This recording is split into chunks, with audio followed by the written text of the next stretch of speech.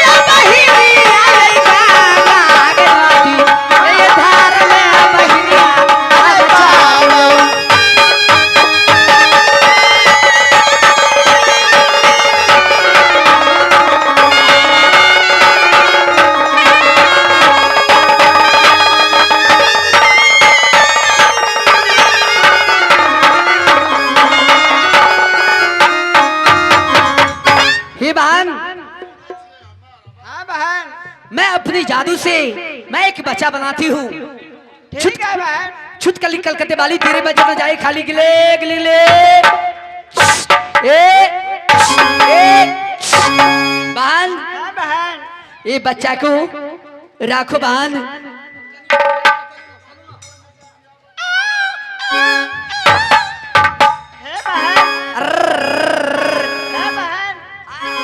तू तो अपने जादू से एक बच्चा बना लिया है बहन। ए बच्चा भी बहुत रो रही है बहन। हाँ बहन। अरे चले लूटा हारी या तो पीछे पीछे नैया हिलोर माँ हिलोर माँ गोरी नैया ये गोरी हिलोर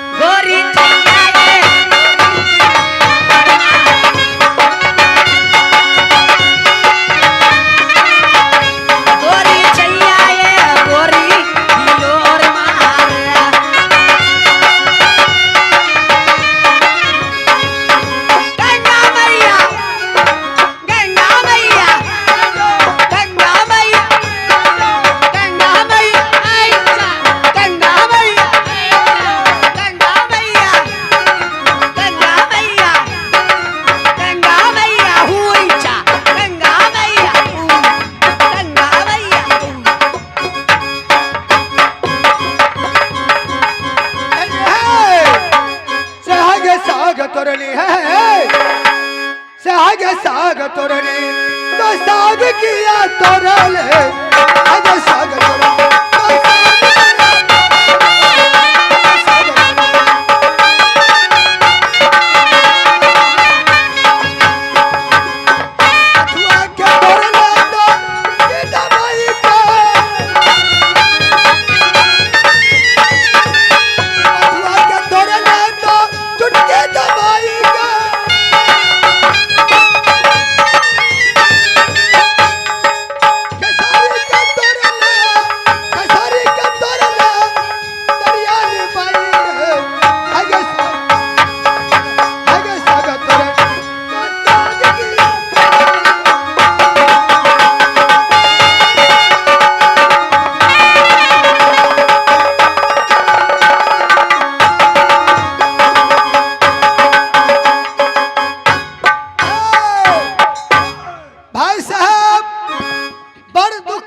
कहे छी माने बीतल जे हमरा घर में बीते है से 10 आदमी के नहीं सुनेबे तो बुझते बात करना। आ ये दिन सबके बीते होते हमरे नहीं हमरा दुए भाई के ना ये संसार में जते आदमी जन्म लेने छी सबके बीते होते दुख के बात कहे छी। तो देखियो हम दो भाई छी ई भागल सगी के आ हम भागले बियाही के माने ई भेले बिन आ हम भेले माला। अरे भैया मेरे भाई भैया रे हाँ कहली बा हाँ भौजी कल के माछ लेने आवा से भैया के कहवे माछ मार के लाबा हमार लाही है भैया। रे बुआ रे की कहियो रे माछ त दहिया मिले रे सुन कहै छियो रे भैया रे तो हमरा आधा दिमाग बुझाय मन पर में खा देबे रे रे कैला कैला मैंने तो हमरा बेइज्जती करे छ रे कथी कहै छियो तोरा भैया के हो कहे भैया रौनी कहे है उहे त कहै छियो। हां त कहलियो बाबा हां माछ तो हमें करता है दहिया से सरकार लॉकडाउन लगा दल के। अच्छा भाई साहब हां इंतजार करे छी वही पार के गई कि आई पार आ वही पार के गई कि वही पार जेबे नहीं करे बंद कर दल। ओ भैया ना बुझलो ओइ पार करो ना आई पार विसोल। हां अहे भाई साहब आ दोनों भाई में सझिया घर वाली है माने दोनों भाई में सझिया घर वाली कने छी तोरा कहलियो त ई भगले सगी के हम भगले बियाही के आ दोनों भाई छिए माने सझिया में आ सझिए बेटा भगवान दो दिल के दुर्गा मां महारानी के दया डल ले त सझिए बेटा हां छोरा कोने चलेगा सनेस नहीं किलो है 18 बर दुलारू आ दिने से कहिए बाबा त हम कहली ओय त बाबा बाबा फुतना की ना फुतना फुकना कह चलेगा 18 रे दोनों भाई में सजिया बेटा रहू कह चले बाबा हम कहली ओए त बाबा फुतना फुतना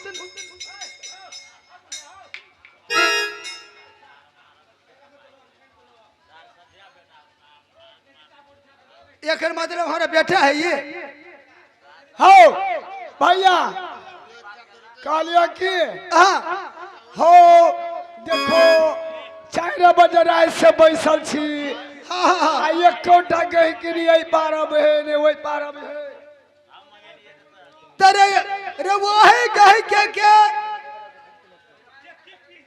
से देखो ना एक कोटा कह के नहीं आवे है वह छड़ा के समझबै छिए रे बाबा हां रे बाबा सब त अथीर रह कह की चपते दूध हवा हो त तोरा फुतना कह छी फुतना नहीं कहे है सर के जिबिया नहीं तोड़ रही कह चल कथी हां अठे टके होय है हां अठे चौड़ा होय है हाँ। आ में से ठोपे ठोपे ठोपे गिरत रही अरे वो खाला हरान करे हो हां कथी भेलै वो छड़ा के मन बहे वो कथी भेलै से कह चलोगा हां अच्छा रुक अथीर रह बाबा रे अथीर रह रे कहे की चपते तो जरूर होते ए भाई रे की करे माछ मारे माछ मारे माछ मारे माछ मारे माछ मारे माछ मारे हो माछ मारे वाला माछ मारे हो माछ मारे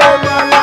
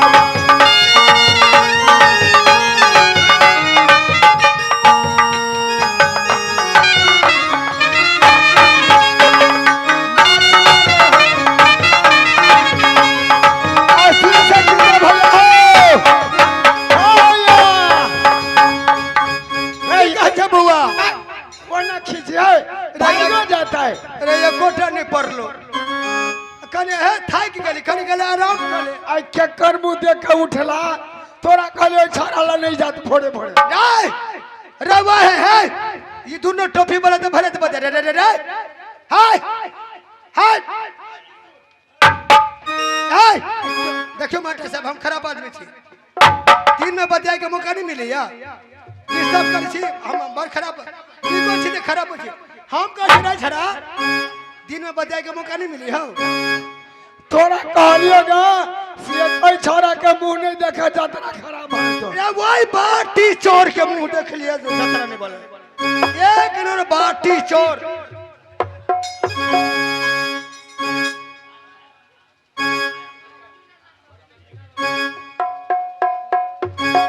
भाई साहब है विश्वकर्मा पूजा में गए ही वो तो बदिया बंचोरी नाचा आइए अब ये कमेटी सब के रही बाटी देने बढ़िया बाटी आ जब खाना खाए जाए तब बाटी में दूध दे झोरा में धली सच के ये छरा बाटी छोरा के लगल एक नंबर बाटी चोर नहीं कहो ये बात हाँ भैया एक काम करो ना कनी काल सुते सुती करो दुन भाई ताले अरे तू ही खुश रह हम ही नाराज रह जा छी अब कहीं के चंबे करते रहो हाँ हो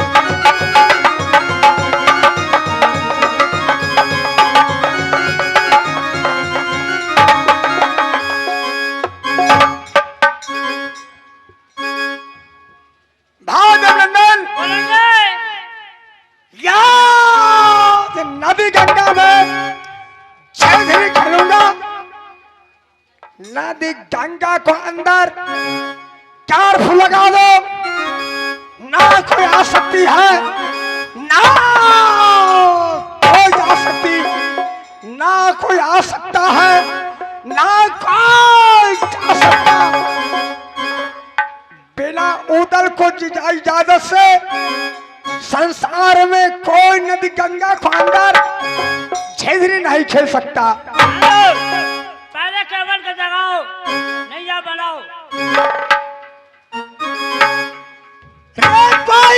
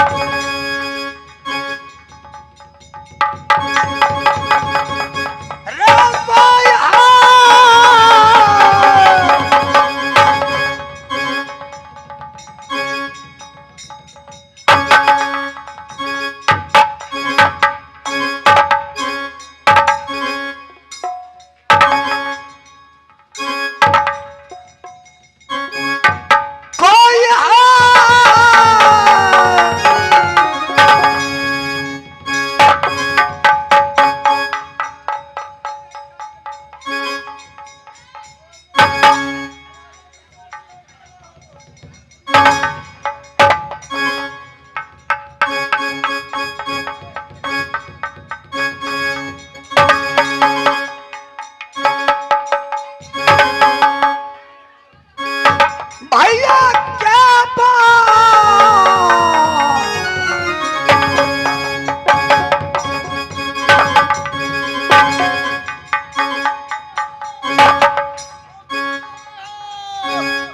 हो बड़ी बड़ी मोट के भूत है भागा भागा कथी है हमरा बुझा आदमी के बच्चा है रा क्या करते हो तुम लोग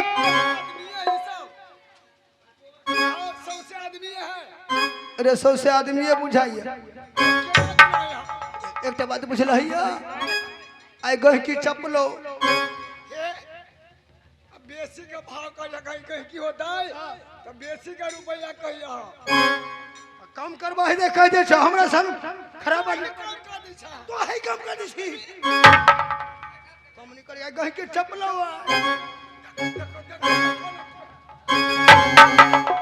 कौन हो तुम लोग? हम और कौन? आदमी के बच्चा हम आदमी के बच्चा छी आदमी को बच्चा हो या जानवर को बच्चा हो, नदी गंगा की तट पर क्या कर रहे हो? ये बोलिए ना सीधा कहा ये नहीं समझता है कि आदमी है तो कौन है? जानवर थोड़ी है, आदमी का बच्चा है। क्या करते हो? हम नौका चलाते हैं, नदी बह रही है ना, नाव का चलाते हो? हम दो भाई के भैया रे है, हम दो भाई हैं। तुमने दो भाई है? अरे दो भाई में एक ही बेटा है, सजिया बेटा। दो भाई को बीच में एक बेटा है, सजिया बेटा, दोनों भाई में सजिया बेटा है। और नौका चलाता है, अगर की आता है तो उसे गुजर चलाता है। देखो मामूली है। दो बाप में एक बेटा कैसे हो सकता? सजिया सजिया बच्चा भी पैदा सजिया करते हो? है नहीं तो वही है, दो को भजा है, एक के बाद क्या करते हैं? इसका मतलब तुम्हारे बेटा भी आया होगा। आया है ना? कौन है? अरे गाय की चपते दूध हुआ होते तछरा साझे से कहे बाहो मन पर में दुर्गा मेला बड़ भारी जमाने से लग गई तब फुतना किंडरा करे बाकी तो फुतना नहीं कही है, फुकना कहे फुकना तेला छरा बेहाल है भोरे से। जी जी इसका मतलब शोभित राम तुम्हारा बेटा है? तीनों बाप ते छिए तभी पार्टी चले, जब तक तीनों बाप ते नहीं रहो तो नहीं पार्टी चले। तुमने सच कहा। जी सुनो, ओए जब तुम नौका चलाते हो तो नौका बढ़ा लो तुम नदी गंगा में झरी खेलेगा गंगा जी के पार, झरी खेलेगा उतल नदी गंगा।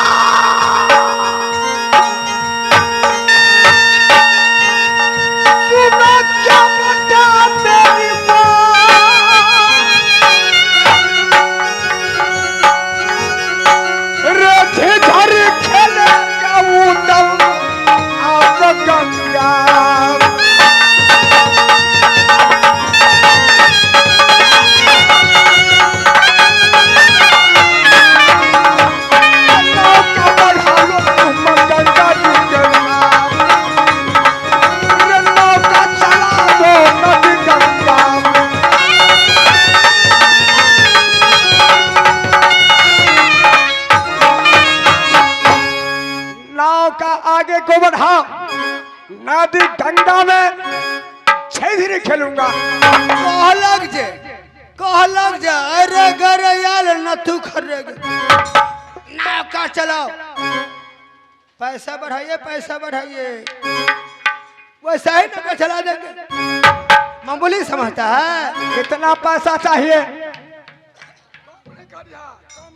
कम करवा दे कह दे छियो 2.5 आना रुपया लगे। 2.5 आना पैसा लोगे?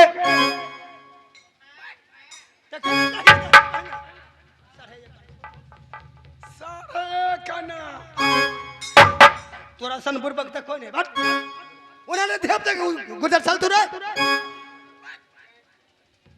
2.5 आना से 1 आना कम नहीं लेगे।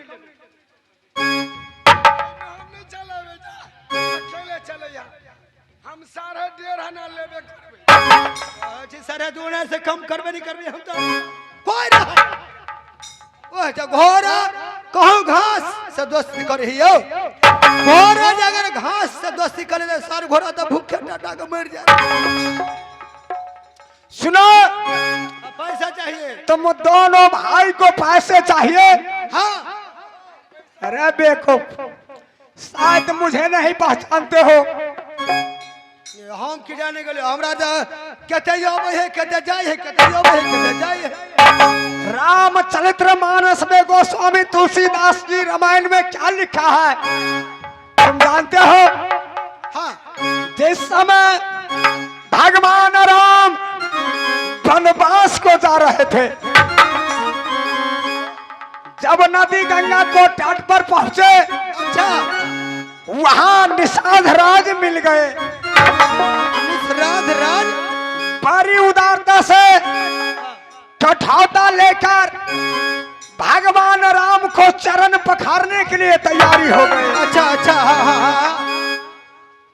भगवान राम नौका पर चढ़ गए, पार उतर गए। अच्छा, जब नौका से नीचे उतरा तो भगवान राम निषाद राज से बोले। क्या बोला, क्या बोला? बोलो भैया निषाद राज, नौका मैं तो पार हो गया हूँ गंगा, लेकिन पैसा कितना हुआ? अच्छा, निषाद राज भगवान राम से क्या बोले? क्या बोला? हे पुरुषोत्तम श्री राम, आप पैसे की बातें करते हैं, मुझे पैसे नहीं चाहिए। अच्छा, क्योंकि नाई से नाई ने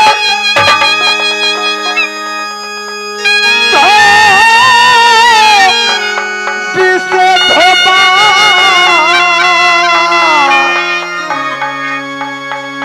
के पट से न के बदले नदी के क्षमा। है भाई साहब, जेते माला भाई अभी जे सुनित हब आज दिन से नौका नहीं चले है, भूखे मर जब होना। सुनो, रामायण के सिखबे छा? जब तुम्हें रामायण का जानकारी नहीं है, हाँ नहीं सीखोगे, नौका नदी गंगा में चला लो। हाँ। जब मैं छिजरी खेल लूंगा, अच्छा, फिर तुमको जो मांगोगे मुँह मांगा इनाम मिलेगा। उदल राज मोहब्बत चलेगा। तो ये आला रास्ता पाइप गला, ये कहा ना रामायण के बात पर रहो तो भूखले मर जाए। हम सब पुरानी भूखे मर जाए, भगवान वरा खर्चा दे दिया आधान सुख। निषाद राज केवट का कहना हुआ कि हे पुरुषोत्तम श्री राम, आज मैं नदी गंगा पार उतार दिया हूँ। अच्छा, लेकिन जब मैं इस मृत भुवन से आपको दरबार में जाऊंगा तो आप मुझको भाव रूपी बेड़ा पार कर दीजिएगा।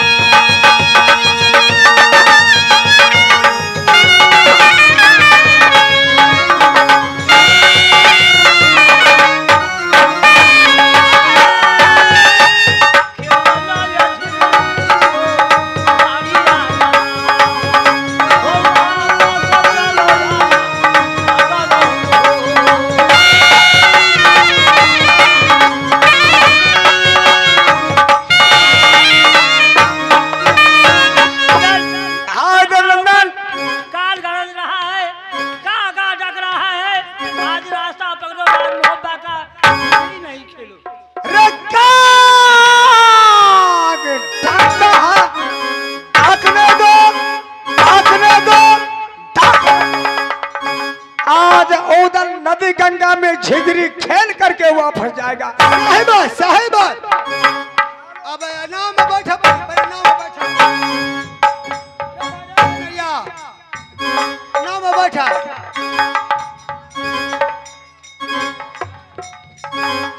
सामने आओ अरे भाई अरे बाबा अरे वही कदा तो आय तैर गेले भैया हो अरे तैर गेले एक डबाद मुई छ नाव में बुझाई के ना ना साक्षात राम लक्ष्मण से ले ले। वो है बात कह छो है जिंदगी में तीन से नौका चलबत पूर्व भाग लेकिन ये हन मुसाफिर आज तक नहीं मिलल चलो हम नाव पर नहीं बैठा चला केना बुझाई है जना दोनों भाई राम लक्ष्मण जका हाँ हाँ जब रामायण के बात है